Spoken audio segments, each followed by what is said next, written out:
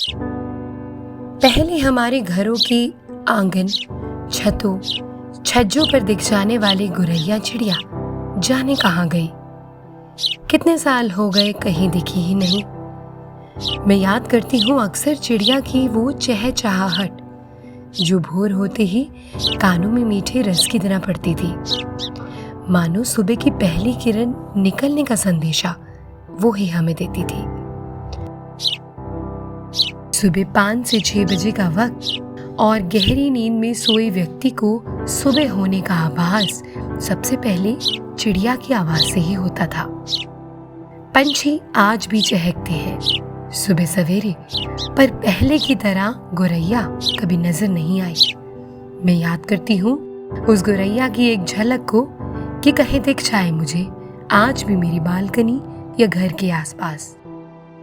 अब हमारे पास ऊंची इमारतें तो हैं, पर ऊंचे और घनेदार पेड़ नहीं है, जिसपे पहले गुरैया और कई और पंछियों का रैन बसेरा होता था।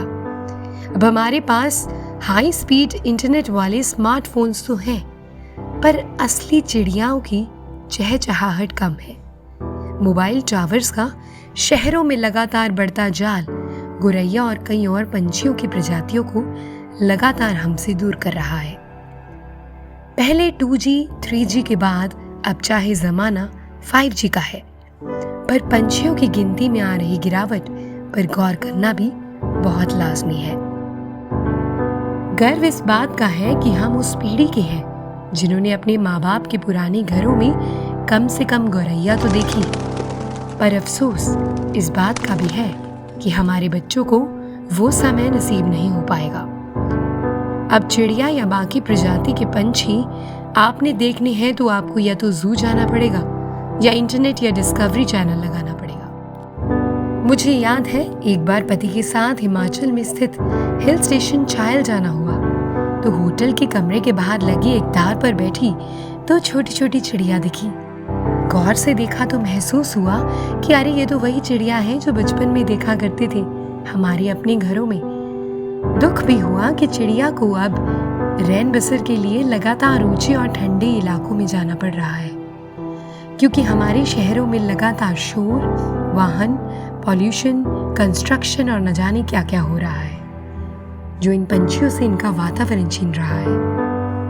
और गुरैया और इसकी जैसी और कई प्रजातियां अब हमारे शहरों से लुप्त हो चुकी हैं। इनकी गिनती में लगातार गिरावट आ रही है।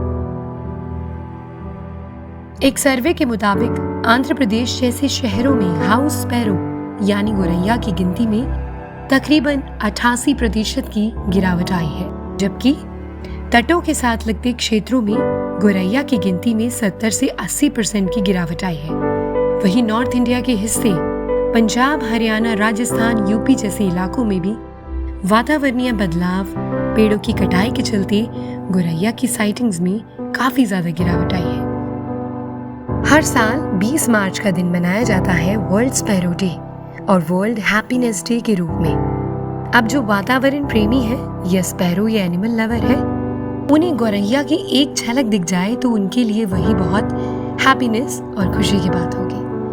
पर अब वक्त आ चुका है कि गौरैया दिखने पर सिर्फ फोन या कैमरा निकालकर फोटो ही ना खींची जाए, बल्कि उसको बचाने के उपाय भी सोचे जाए। हर साल गर्मी बढ़ रही है, कई लोग पंछियों के लिए पानी और दाने का प्रबंध भी करते हैं। कई समाज सेवी हर साल गौरैया को शहरों में घर प्रदान करने के लिए आर्टिफिशियल नेस्टिंग का प्रबंध भी करते हैं।